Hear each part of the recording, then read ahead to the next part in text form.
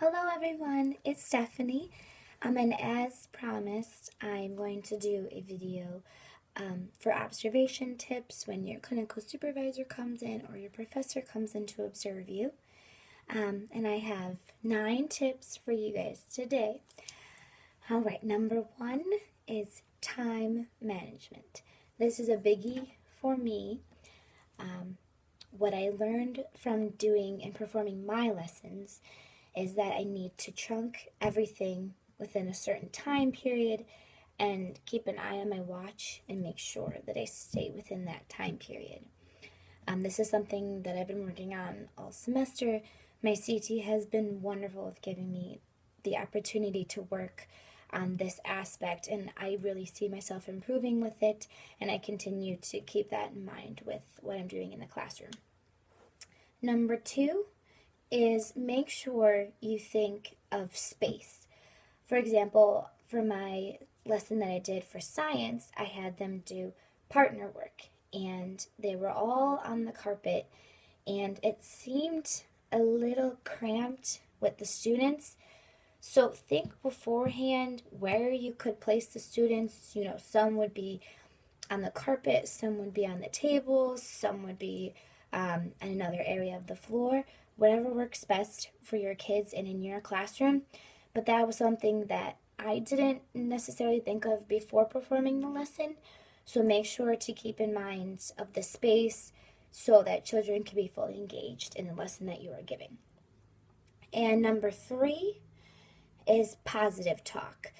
I know this is something that I really excel in. I am very positive with the students. It just really engages them and it gets them excited for the lesson. I know my university supervisor, she said that that's a great thing that I have, but I just want to remind all of you guys that the positivity in the classroom makes a huge difference. The kids will really be excited on what you're giving to them and be really engaged in the lesson that you are giving. And number 4, be explicit with the expectations. So for example, my cooperating teacher, she does like number 1, and then they have to repeat number 1, go to the carpet. Number 2, and then they go number 2, you will grab a pencil. And number 3, you will grab your partner.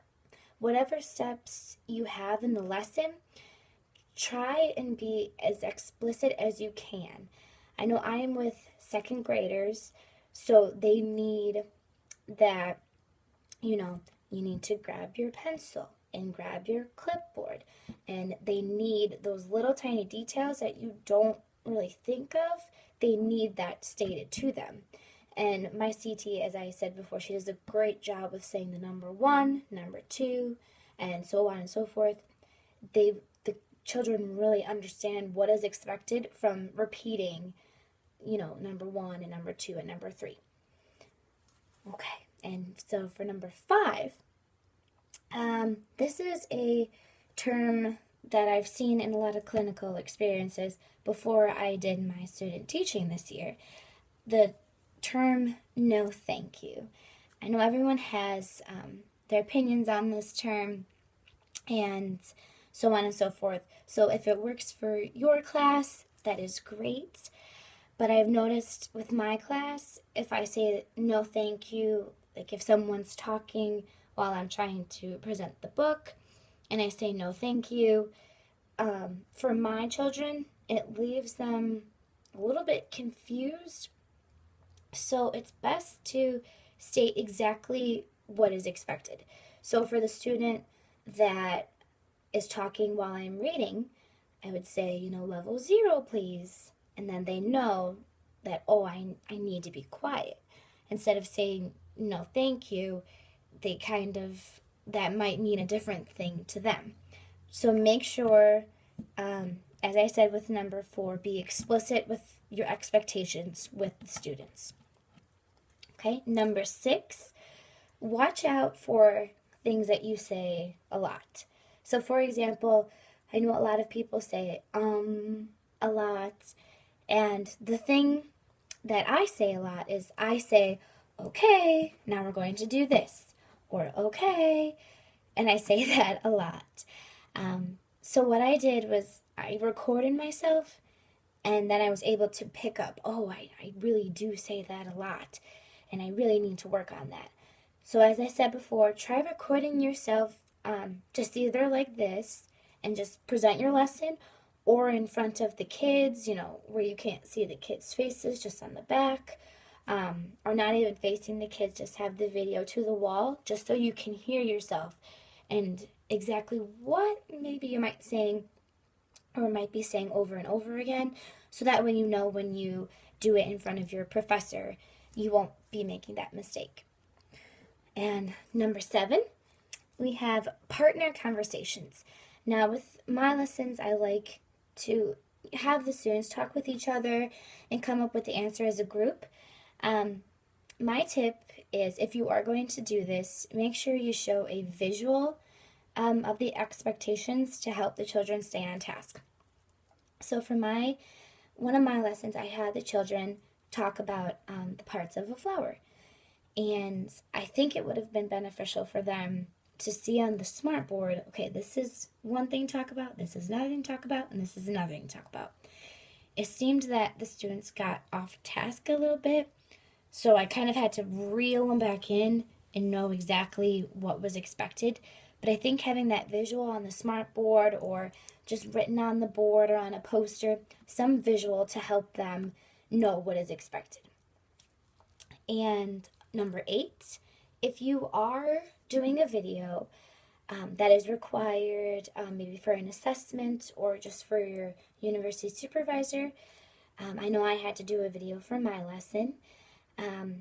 So for a video tip, make sure that you can see the students' work and all of the visuals presented in the room. I know with my lesson, we were in a little bit of a tighter area, so you couldn't really see the poster that I was presenting, and you couldn't really see their work. So one thing that I would do is, if, like right here, if like I put this paper right here, you can't see the paper. But if I have my video recorder, just move it down like that, then you could see the students' work and see, how they're doing in the lesson. And that way it helps further your assessment, so you know what to do for next time with these students. And last but not least, number 9. Okay, number 9 is give children time to think about their answers. I know sometimes there can be an uncomfortable pause, but that pause really forces the students to think, oh, I better come up with an answer. I have an answer and I just want to share it.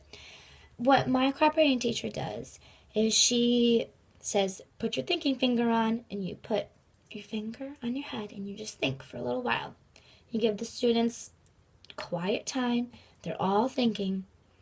And then maybe after a minute or two, you'll say time's up, and then they'll raise their hand, and the students who have thought of an answer will give them their answer to you. So that was number 9. And that's all the tips that I have for you guys. I apologize for the video being so late. It's been very busy with all the observations and everything, but I wanted to make sure I gave this to you all. Good luck with your observations. You will do great. Just remember to stay positive and really provide the energy for the students, because they are already excited to know what you have presented to them, and just be really excited about what you're going to present. So good luck. Thank you, guys.